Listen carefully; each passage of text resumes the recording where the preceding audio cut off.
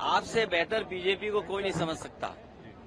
हमारे पत्रकार साथियों, जब बीजेपी को लगा कि वो हार जाएंगे तो कोई न कोई तिगड़म करो, कोई न कोई तिगड़म करो, कोई न कोई ऐसा संदेश दो जिसका समाजवादी पार्टी के लोग जवाब ही देते रहे।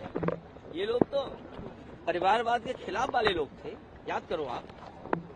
जो लोग परिवारवाद के खिलाफ थे आज रिश्तेदारवादी कैसे हो गए? सोचिए आप। जो लोग परिवारवाद के खिलाफ थे वो रिश्तेदारवादी निकले। और मैं आपसे कह रहा हूं, करहेल की जनता न केवल इस चुनाव में बल्कि 27 के चुनाव में जब सरकार बननी है, सरकार के चुनाव में भी ऐसा परिणाम आएगा और ऐतिहासिक परिणाम तेज प्रताप जी के पक्ष में आने जा रहा है। जहां ऐतिहासिक परिणाम समाजवादी पार्टी के पक्ष में होगा, वहीं हार का ऐतिहासिक परिणाम भी भारतीय जनता पार्टी के पक्ष में आएगा। ये भारतीय जनता पार्टी वाले हवा बहुत बनाते हैं। याद कीजिए लोकसभा के चुनाव में क्या हवा बना रहे थे, और भारतीय जनता पार्टी के लोगों ने इतनी बदतमीजी की थी। आपको याद होगा कितनी बदतमीजी की थी इन्होंने, कितना गलत संदेश देने का काम इनसे और कोशिश की थी इन्होंने। लेकिन क्या वो कामयाब हो गए थे? नहीं कामयाब हुए थे।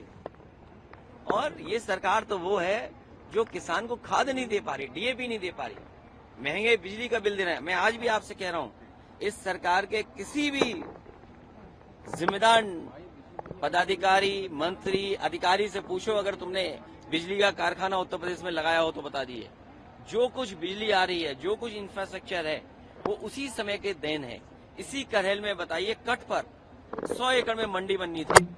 यहाँ का लहसुन, यहाँ का धान, यहाँ का गेहूं, यहाँ की सब्जियां, यहाँ के आलू, ये बड़े बाजार में जा सकता था। यही इलाका है जो कन्नौज कानपुर देहात से शुरू होकर के आगरा तक है। वो इलाका है जहाँ सबसे अच्छा आलू होता है, सिरसागंज आलू। ये आपका ब्लॉक है, सबसे अच्छा आलू होता है, बरनाल। तो बताइए, आलू के लिए आपने क्या व्यवस्था की? कभी खरीदा आलू आपने? क्या कोल्ड स्टोर वालों को सस्ती बिजली देने का इंतजाम किया क्या आपने? तो जिस सरकार ने कोई व्यवस्था न बनाई हो, उनसे उम्मीद क्या करोगे आप? केशव प्रसाद महोदय पीढ़ी परिवार को फर्जी परिवार बता रहे हैं। देखो, वो खुद फर्जी हैं, आप मत कहलवाइए उनके बारे में। देखिए, ये उनकी पार्ट ऑफ स्ट्रेटेजी है। जैसे सर्कस तो आना बंद हो गए, सर्कस आना बंद हो गए, लेकिन जब कभी भी, जैसे आप टीवी चैनल में देखते होंगे कि कुछ समय ऐड का आ जाता है, यूट्यूब देखते हैं हम, कोई अच्छी चीज आ रही है, गाना आप अच्छा सुन रहे हैं, सडनली कोई ऐड आ गया जिसको आप हटाना चाहते हो। ये विज्ञापन का सामान है, क्योंकि सरकार ये जानती है मुख्यमंत्री जी फेस नहीं कर सकते हैं, इसलिए उन्होंने फेस न करना पड़े, इसलिए कुछ असिस्टेंट रखे हुए उन्होंने। वो ये भी ये फेस तो मुख्यमंत्री को करना चाहिए। उनका कहना ये भी है कि गठबंधन जो है खटाई में जा चुका है और जहाज जो है डूबने वाला है गठबंधन का। देखिए, आप बेहतर समझते होंगे, समाजवादी और कांग्रेस की जो रणनीति है उसी से पस्त हो गए। अगर रणनीति हमारी है तो उनके भी नेताओं के जो गठबंधन हैं, उनके नेताओं को टिकट क्यों नहीं मिली? कौन कौन मनाने गया, कौन कौन उन्हें स्वार्थ और लालच दे रहा है? समाजवादी पार्टी और कांग्रेस, हम विपक्ष में हैं, हम किसी को लाभ नहीं दे सकते, हम अपनी बात कर सकते हैं, लड़ सकते हैं। ये हमारी स्ट्रेटेजी का हिस्सा है कि हमारे रणनीति है कि हम लोग मिल करके इस तरह लड़ रहे हैं, न केवल अभी लड़ रहे हैं, इंडिया गठबंधन मजबूत करेंगे और 27 में भी इनको हराने का काम करेंगे। बाई इलेक्शन में स्वरूप क्या रहेगा गठबंधन का, क्योंकि कांग्रेस मैदान छोड़ती हुई दिखाई दे रही है कहीं न कहीं? नहीं, ये शब्द का चयन गलत है आपका।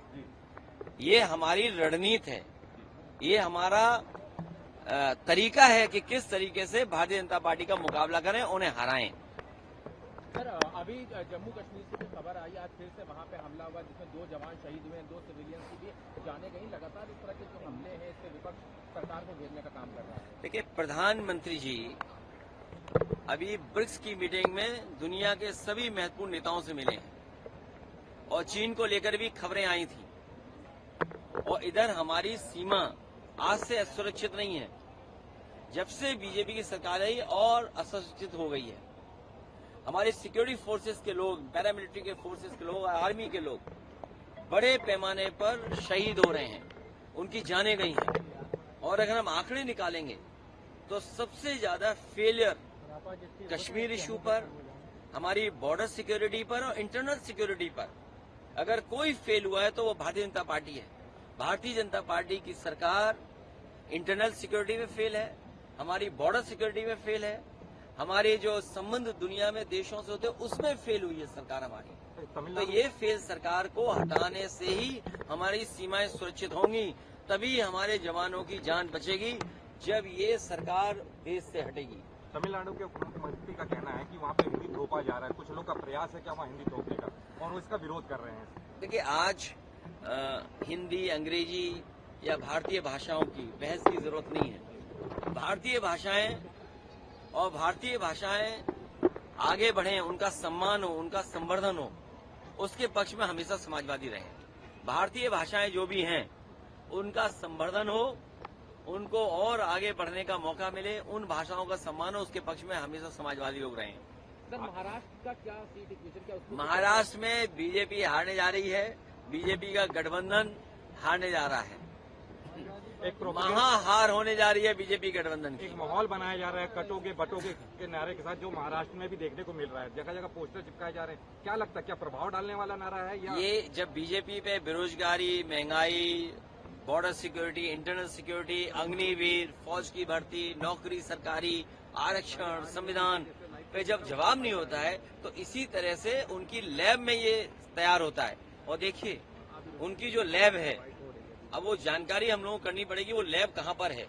उनकी जो रिसर्च लैब है उसी का ये नारा है, और उसी रिसर्च लैब ने ये भी नारा दे करके ये कहा कि सबसे अच्छा किसी के चेहरे पर अच्छा लगेगा वो हमारे उत्तर प्रदेश के मुख्यमंत्री हैं। तो सोचिए, रिसर्च कर करके वो नारा बनाया गया किसी लैब में। उन्होंने ये भी बताया कि सबसे अच्छा किसके माध्यम से जाएगा, वो नेता भी उन्होंने ढूंढ करके नाम बता दिया, वो हमारे मुख्यमंत्री निकले उत्तर प्रदेश के, उन्हीं से कहलवाया गया है। इसलिए इस चुनाव में पीडीए की रणनीति बीजेपी के कोई भी खराब नारे का मुकाबला करेगी, और ये बीजेपी के लोग जानबूझ करके नफरत फैलाना चाहते हैं। बहराइच में हम लोगों ने देखा कि किस तरीके से हिंदू मुसलमान ये करना चाहते थे, लेकिन उसकी वहां पर घटना जरूर हुई, जाने गई और नुकसान हुआ। ये सब भारतीय जनता पार्टी ने किया। और देखिए, भारतीय जनता पार्टी किस स्थिति पे पहुंच गई है कि उन्हें अपने ही कार्यकर्ता पे एफआईआर लिखानी पड़ रही है। अभी तो एफआईआर लिखाई है, अभी आप देखना कुछ दिनों बाद ये सरकार चलेगी, कभी बंटवारे को लेकर के, कभी लूट को लेकर के, कभी पद को लेकर के।